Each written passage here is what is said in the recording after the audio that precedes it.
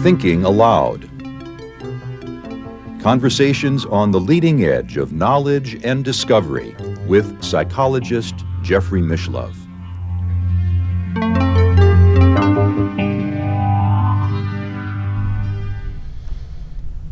Hello and welcome. I'm Jeffrey Mishlove. Today we'll be talking about one of my favorite topics, reincarnation. We'll be looking at it from the perspective of the ancient traditions of India, Buddhism and Vedanta.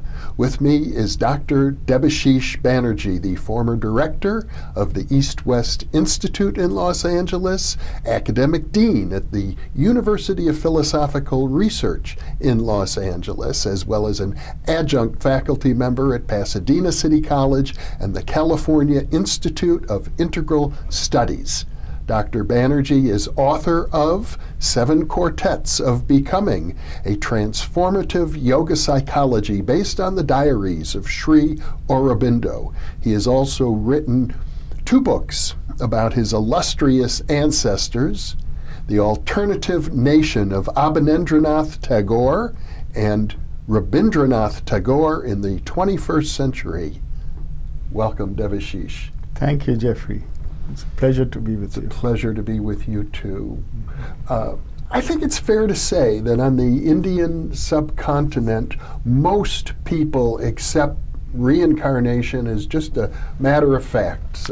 Yes, indeed. You're absolutely right. I think going way back before Christ, maybe 10th century, at least as far back as that, maybe even before, the idea of reincarnation became pervasive throughout the Indian subcontinent. And all the schools of teaching, that philosophy that developed after that, take it for granted. Mm-hmm. And the Buddha himself spoke extensively about it. Yes, he did. And even if you go back to the Vedas, we find that the idea of reincarnation is not explicitly stated, but there are indicators. There's the idea of the succession of days and nights, which has both a macrocosmic and a microcosmic reference. And in our lives, the days and nights are our lives. Coming into a life is like a day, and then dying is like the night. And then the day returns. And then falling asleep and waking up is like a death and rebirth. Is like a death and rebirth. But the body of literature that comes after the Vedas, which is the Upanishads, makes this much more explicit. They're talking about reincarnation, about something that is within the human being that outlasts the life of the body and returns in a new body from life to life, which we know as the soul. So in the Vedas, there's already the notion of fire. Fire becomes the symbol of the soul, so that you have phrases talking about a little flame no larger than the size of the thumb in the cave of the heart. They talk about that in the Veda. They also refer to fire as Jata Veda, which means knower of births. In other words, the mystic fire, which is really the fire of the soul, carries the memory of past lives. It is the knower of births. In the Upanishads, this is repeated in a much more explicit form. So in a very famous Upanishad, the Katha Upanishad, the protagonist, who's a young boy, asks his teacher, who is death, what is it that moves from life to life? What is it that outlasts each life? And Death says to him, it's the flame no larger than the size of a thumb, deep in the cave of the heart. And this is, of course, they're talking about the soul. And later literature gives much more definition to it. As I recall, the Buddha described reincarnation as a flame passing from candle to candle to candle. You're quite right. Buddhism took a slightly different stand on the soul. So it doesn't actually affirm the existence of one soul that lasts from life to life. But just like a candle is nothing but a process, and it can be blown out, but then it can be lit again. So he looked at it in processual terms, one may say. And the Buddha told many stories of his own past lives. Yes, indeed. So the Buddha, these are what are called the Jatakas, and they occur as teaching tales in the earliest Buddhist literature, and they occur in a very easy, everyday manner, where the Buddha will see some kind of a incident, and he'll turn to the people who are around him and say, this reminds me of something else. And he'll tell a story, and at the end of the story he'll say, well, this is not just a story, it's a true event that happened. And in that story, I was such and such, and he names all the other people and shows them correlations, tells them you were this person and you were that person, etc. Now, some of these stories have got miraculous events happening in them, so people have thought them to be purely teaching stories. But if you really look at the Buddhist literature, they were taken literally, so that they were taken, even the Buddha's birth, which was an immaculate birth. Even before Christ's immaculate birth, you had the immaculate birth of the Buddha, immaculate conception and immaculate birth. So, but the Buddhist literature will look at that as part of the demonstration of the yogic powers of the Buddha. So they see a Buddha like Gautama in the early Buddhist literature could not become a Buddha unless he existed as a person during the lifetime of a previous Buddha. So they have the notion of cycles, of large stretches of time, and in each such stretch of time there will be one Buddha.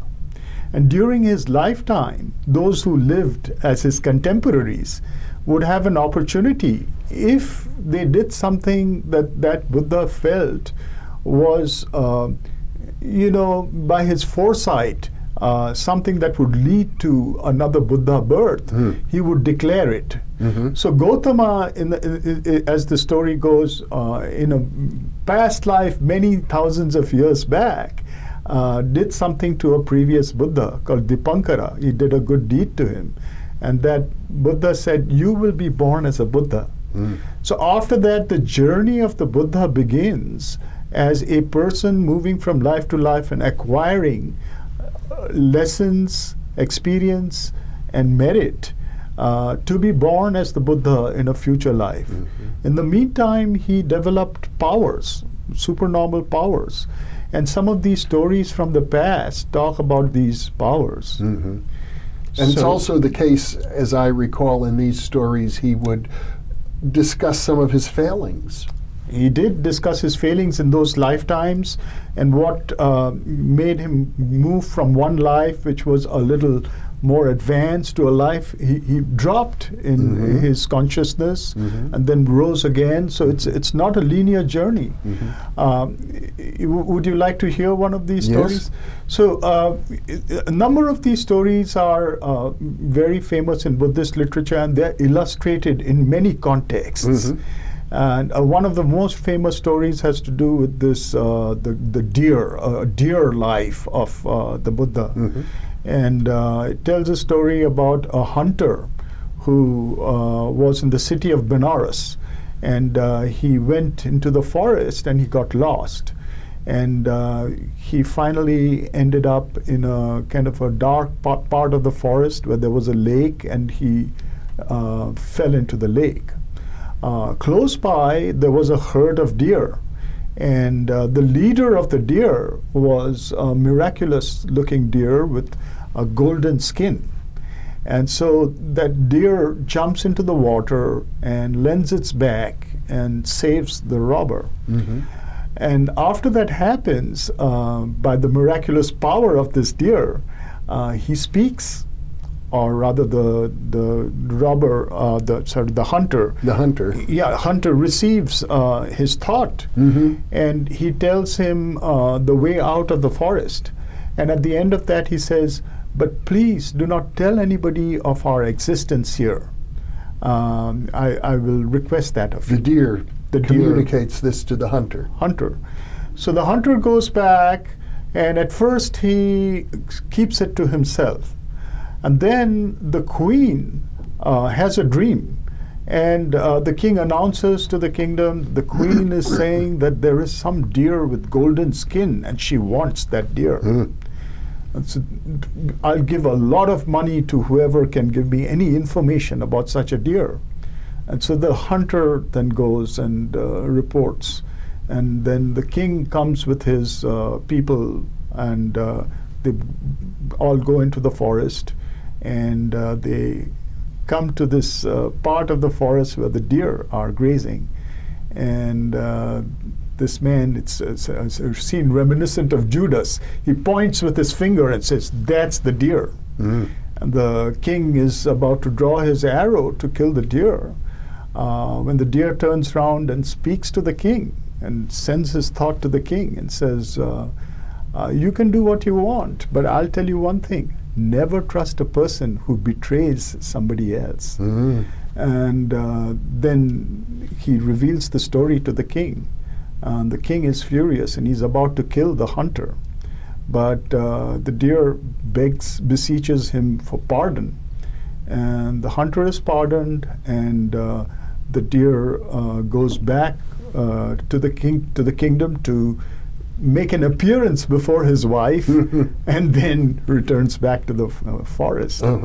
So this story, some of it may be a teaching tale, and some of it may be apocryphal, but I think it sort of carries the memory of the Buddha telling tales about his past life to his disciples. Well, and there were many such stories. Many such stories. And as I said, not all of them were exalted. Some of them were tales where he dropped in consciousness. One of the points, though, seems to be that if one achieves a high state of enlightenment like a Buddha, one can remember all of one's past lives. Exactly. So that is exactly the idea, that there is something inside us that has moved from life to life, and it has its own memory. And that memory can come to us, unbidden at times. Many people in ordinary life, without any advancement in yoga, have had moments when they've had a very strong feeling that they've lived before as somebody else. Now, it's probably not good to jump to conclusions in every case, but the sense or the feeling that comes with this is a very mystical feeling. It's not an ordinary feeling, and that in itself bears some kind of sort of a record of perhaps something within us which knows. Sometimes it may be a feeling when you're visiting a particular location of deja vu, like you've been there before. Right. You've described to me that you've had that experience. I think many people have. Indeed. In my case, that was my first hint of something like this, when I didn't know anything about the possibility of past lives.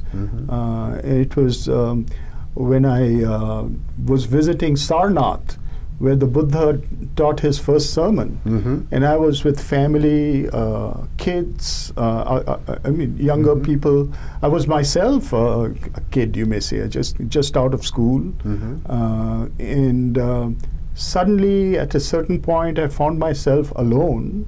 The rest of them had drifted apart a little bit, and I looked at the stupa, and I had that feeling that I had been there before. That something had happened there, which was a long time back, but it left its historical mark, and that I had been there whenever that event happened. And nothing else. There was no clarity about who I was or what had happened, but just that very, very strong kind of deep feeling that I was there, a certitude. That's the kind of sense of certainty was not something ordinary. And it kind of bespoke of a faculty which we don't normally use or Yes. have access to. And then you learned later that two other individuals who have a close connection to you, each in a different way, had also had a very similar experience at that location, if I'm correct. That's true. One was, in fact, my great-grandfather, who you mentioned, on whom I wrote a book. He mentions that at Sarnath he had the experience as if he had lived there. And it was a little more concrete for him. He actually claimed that he had lived as a toy maker in that town. And he even felt a certain region, an area where he felt that he had lived right there as a maker of toys. And the other was the founder of the East-West Cultural Center that you mentioned. Yes. She was an American by the name of Dr. Judith Tyberg. And she was in Benares doing her PhD at the Banaras Hindu University. And when she went to this site, she had the same kind of experience, a certitude that she had been there when this event had happened. So it's very interesting. I mean, so what to make of it? It's, again, as I said, not easy to jump to conclusions. It may be some quality that relates to the place that has some sort of deeper relationship with the psyche of the human being that one might tap into. You've also talked about an experience that you once had, which I think is related to reincarnation. It's the sense of knowing oneself as an infinite being, infinite in time. Yes, you're quite right, Jeffrey. That was an extraordinary experience in which I felt as if, very euphoric, as if something in my chest actually expanded physically, and something emerged with that certainty that that was the real me. And whatever I took myself to be was just a shadow compared to that. And whatever that was had an eternal existence. It had lived many lives before and would live forever in the future. And each life was just a drop in the ocean of its existence. So that I take to be an experience of the soul. And its potential to reincarnate and live forever.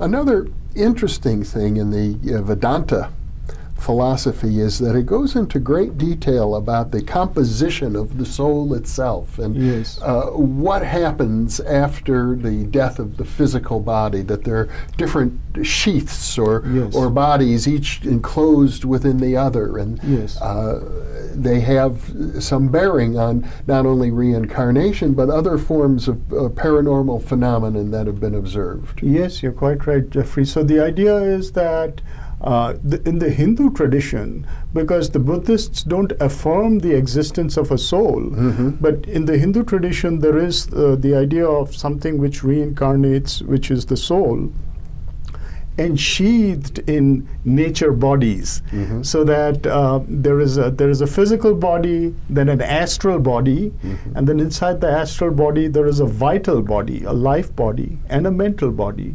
And so these are like bodies within bodies. And then right at the center, like the psychological center of this complex, is the soul.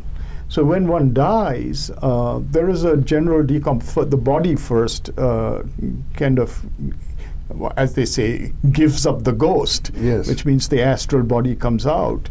And then the astral body stays around the Earth atmosphere for some time, a relative amount of time, depending on the person, and then starts decomposing.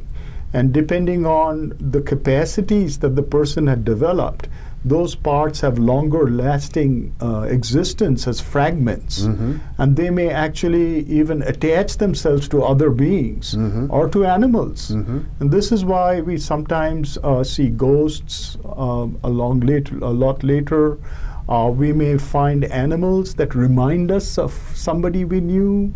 Well, the story of the deer is quite interesting. The deer communicating telepathically with the hunter and with the king. I know many people feel they have that kind of communication with animals, with dogs.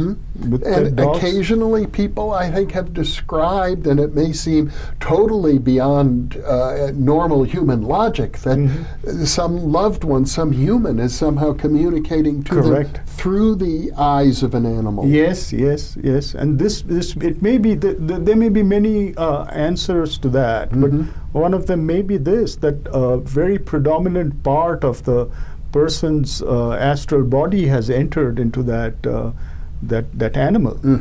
But then the idea is that each of these sheets has a longer or shorter duration in its own plane. So after the subtle, the body, the astral body decomposes, the vital body lives on the life plane for some time, experiencing things there, and then that falls off, and then the mental body lives in the mind planes, the swargas or heavens of the mind for some time, and then that decomposes, and then only the soul is left, which goes into a kind of a trance state where it digests the experiences of the past life, and at the right time is ready to be born again. So that's the journey of the soul after the life, after one's life, according to the Vedantic science, if you want to call it that. And the more evolved a person is spiritually, I gather, the more control they may have regarding their future incarnation. Indeed. So the idea is that at the moment of death, one sees in a flash, in a single vision, one sees one's entire life.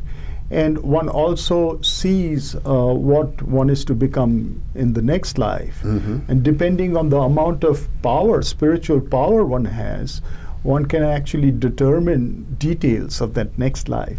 And so we come back to the idea of the Immaculate Conception of the Buddha.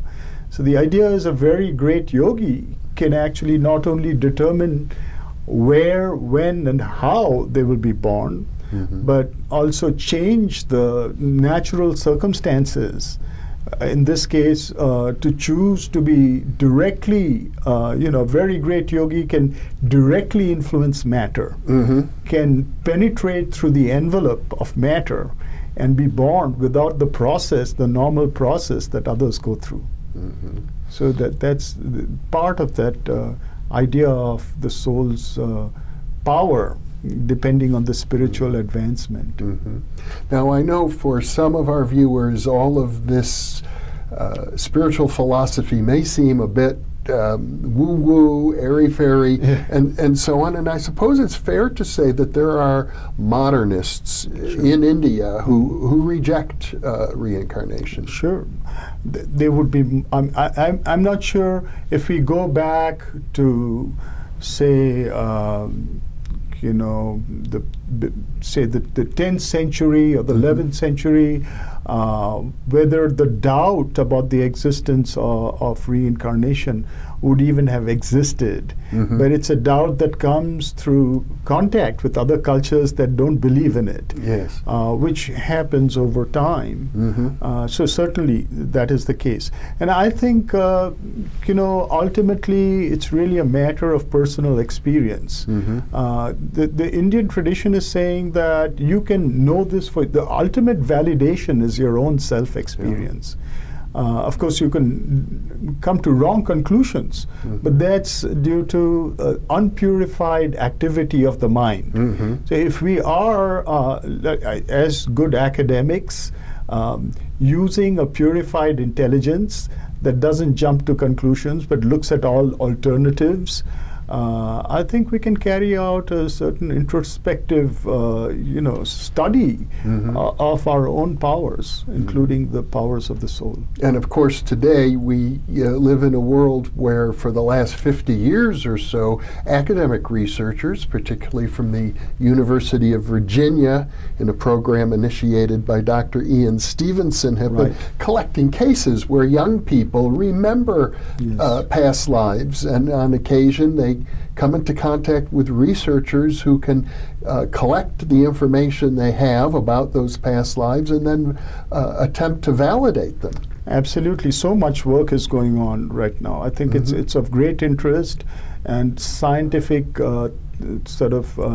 method is being applied to the study of psychical realities and experiences. The theory of reincarnation is very attractive to some people because it does imply a kind of divine justice, that the world isn't just nihilistic, where evil people sometimes prevail unchecked, that there are consequences. Yeah, so there it ties into the theory of karma. And ultimately the theory of karma also has its spiritual basis in the ability of the soul to express its own powers in the body, in the nature. And so from life to life, the soul increases its power of communicating and expressing itself through our instruments, and that is part of the journey of the soul from life to life and reincarnating.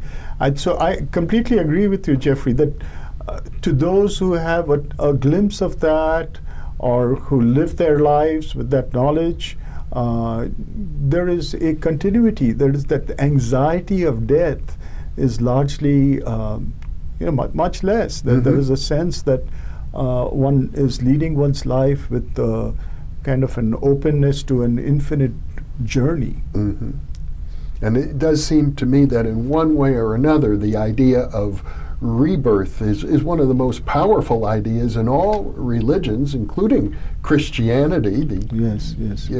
Christ ascends to heaven after his death, which is a kind of rebirth. You find it throughout the world. Well, we're out of time now, Debashish, so thank you so much for sharing this half hour with me. Thank you, Jeffrey. It was a pleasure. It's a pleasure to be with you. And thank you for being with us.